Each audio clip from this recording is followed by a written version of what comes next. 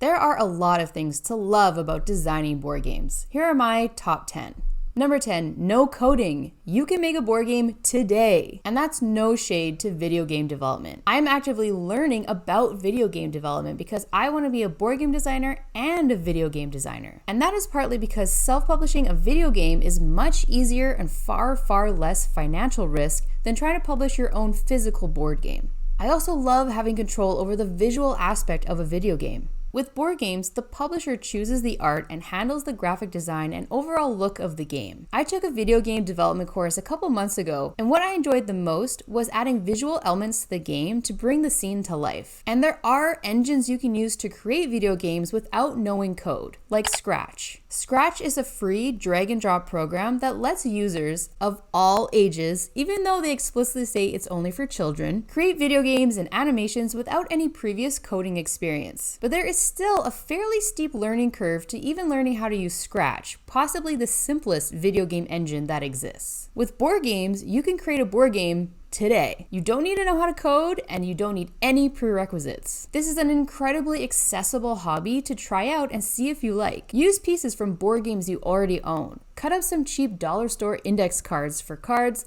and I'm sure you have some dice lying around. And there you go, you've got yourself a board game. Of course, you will need to think of an idea for your board game, and that's where number 9 on this list comes in. Being creative. I don't know if you know this, but you have a lot of ideas inside of you, just waiting to come out. Finding your way to them can be tough, but the more ideas you unlock, the easier it will be to get to more and more ideas. Because being creative is not an inherent talent that you either have or don't have. It is a skill that can be developed. One of my favorite creativity exercises is to give myself a short amount of time to come up with an idea, and then come up with another one, and then another one. This does a couple things. Number 1, it works out and builds your creative muscles. But secondly, it also gets you comfortable with moving on from an idea and thinking of a new one. Because a lot of designers will think of one idea and then hold on as tightly as possible to it for years. And the thing is, more likely than not, your first ideas will not be very good. So getting some of these earlier ideas out of your system will be a good thing because it will get you closer to better and better ideas. And this all comes down to one of the most important principles of game design to me,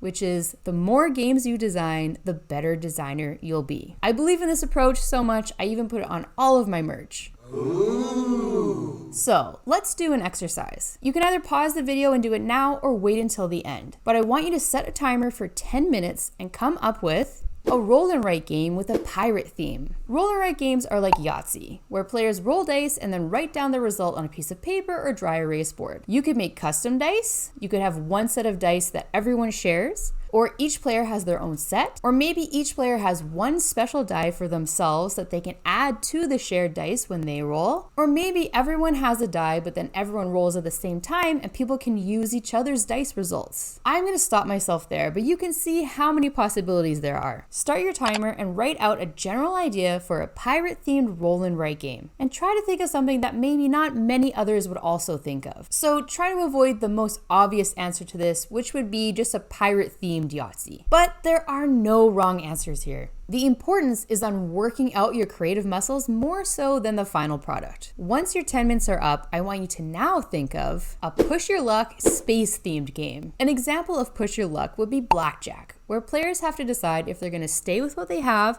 or risk turning over another card to potentially get a higher number, but they could also bust if the number is too high. Once those 10 minutes are up, I want you to now think of a zombie apocalypse set collection game. Set collection is exactly what it sounds like. Players are trying to collect specific items or resources. Maybe there's a card that shows the things you need to repair the lights in your house, and if you're able to get those things without being killed by zombies, then you earn that card, which maybe gives you points or some sort of advantage in the game. If you think any of your ideas are worth prototyping, use materials around your house to put something quickly together and then play it. This is called playtesting. Either playtest it alone, taking turns for other players, or see if a friend or family member can try it out with you. check out my prototyping tips video about how to quickly put a prototype together. After you run through a playtest, you'll be able to see if there really is potential. You can then sign up to go to a local designer meetup to try out your design, or get a group of friends or family to try it out again. Isn't this exciting? There are so many games that don't exist yet, and you can think of one and prototype it today. If you want to generate more prompts, I will link to the wheels I made of different board game themes and mechanics so you can give them a spin yourself. Now, when I shared these themes, especially the zombie apocalypse one, I'm sure you visualize an entire scene in your head, which leads to the 8th thing I love about designing board games: creating new worlds that people can explore. You can create your own island, your own fantasy realm, your own planet. You can create anything and invite people in to explore. Isn't that the coolest thing? Now, this is more specific to immersive board games or role-playing games like Dungeons and Dragons. Some great board games are not immersive, and the theme is really secondary to the mechanics, which is completely fine, but I personally love designing immersive experiences for players. This might be why I love escape rooms so much, because of the complete immersion in a theme. I do have a dream of designing an escape room someday, so we'll see. When people play an immersive board game or role-playing game, it can truly feel like they are stepping into an entirely different world and going on adventures in a place that you created. This is genuinely one of the coolest things that humans can do for other humans. This should probably be higher on my list, but oh well, we're moving on to number 7, which is ideas are an infinite resource. You will never run out of ideas for board games. You won't wake up one day and see that your idea generation meter has reached 0 and can't be regenerated. There are limitless possibilities of what you can create. That is truly a powerful concept when you think about it. And the stronger your creative muscles are, the quicker you can generate those new ideas. And then number 6 on this list might happen, which is seeing a nugget of an idea turn into something real. One of the best moments for me as a designer was holding the physical product of an idea that I had in my head for the first time. Seeing my name on the front of a game box next to the Hasbro logo was a surreal moment that I will always remember. Now, you don't need to get your game published to feel this feeling. Even seeing people play the prototype that you made is so cool. Watching people think about what they're going to do on their turn and consider all the different options that you created is so awesome. And you can get this feeling by playtesting with friends and family. But I highly encourage you to also connect with other designers as well, because number 5 on the list is the board game design community. I remember the first time I went to a designer meetup at a board game cafe in Toronto and was so amazed that there were other people like me who love to come up with game ideas. The energy at a designer meetup or playtesting convention is unlike anything else. You can truly feel the buzz of creativity in the air, and seeing all the different kinds of games created by different people just gets your own gears turning even more. There truly is something powerful about being around other people who share the same passions as you. It propels you forward in a way you just can't do on your own. If you are able to, I highly recommend attending an in-person playtesting convention such as Unpub or Protospiel. There are also a bunch of local playtesting conventions and meetups. I include upcoming playtesting events in my weekly newsletter, so if you want to sign up to that, I'll include a link to it in the description. And at these meetups, you will see number 4 on my list, which is there are so many different kinds of games you can make. There are so many different genres, themes, and mechanics in board games. There are Euro games, which tend to focus more on strategy and less on luck, but are light on theme. There are party games, which often don't even need a theme and are all about connection and laughter.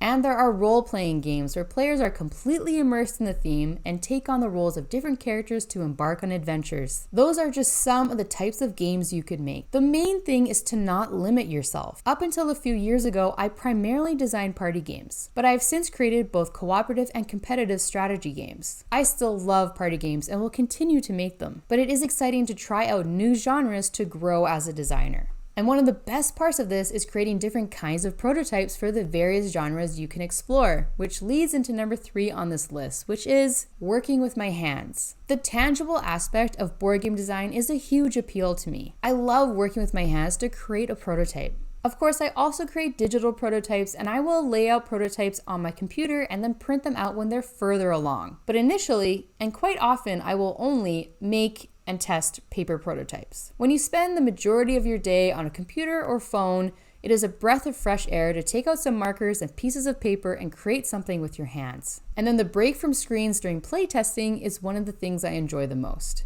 And when you are playtesting, something truly magical can happen, which is number 2 on this list. When things finally click. Designing a board game is like trying to put a puzzle together, but you don't know what the picture is and you don't know if you have all the pieces, or maybe some of the pieces belong to a completely different puzzle. It's up to the designer to take away and add puzzle pieces until finally, one day, hopefully, the pieces start to fit together. You might still have some gaps or too many pieces, but you continue to test the game until the pieces fit. Now, it should be said that this quite often does not ever happen. The pieces just won't fit, so you need to decide if you will move on to a different game idea or continue to try out different things to make this one work. But if things do start to click and you can start to see the picture on the puzzle box, it is one of the most amazing feelings you can have as a designer. But maybe not as amazing as number 1 on this list, which is helping people create memories. Board game designers are facilitators of some of the most special moments in people's lives. There really is something special about people gathering around a table to have a shared experience, and you are facilitating that experience for them. People might look back at that time they played one of your games and have fond memories about the feeling of connection they had with the other people sitting next to them. Or maybe a solo player will think about the adventure they went on with one of your games where they were one die roll away from losing. But hey, let's be real, not everyone will love your game, and that is totally fine. So we should focus on the special moments that your game created for people who did enjoy it. It's too bad that we aren't there and can't see a lot of these moments. But when people tell me about them or send me photos of their group having fun playing one of my games, that is genuinely one of the best things about designing board games. Because at the end of the day, this is the whole point of designing board games in the first place. Well, I hope you enjoyed this video. If you did, I hope you consider liking and subscribing. You can also join my membership program by clicking on the join button below. I do a live, members only monthly stream and also chat with them on Discord in the members only channels. And there are a bunch of other perks for members, like giving them a shout out at the end of my videos like this. Thank you to my awesome members. Thank you so much for your support. I truly appreciate it. Thanks again for watching. Be sure to follow me on social media at Pamela's Game Design,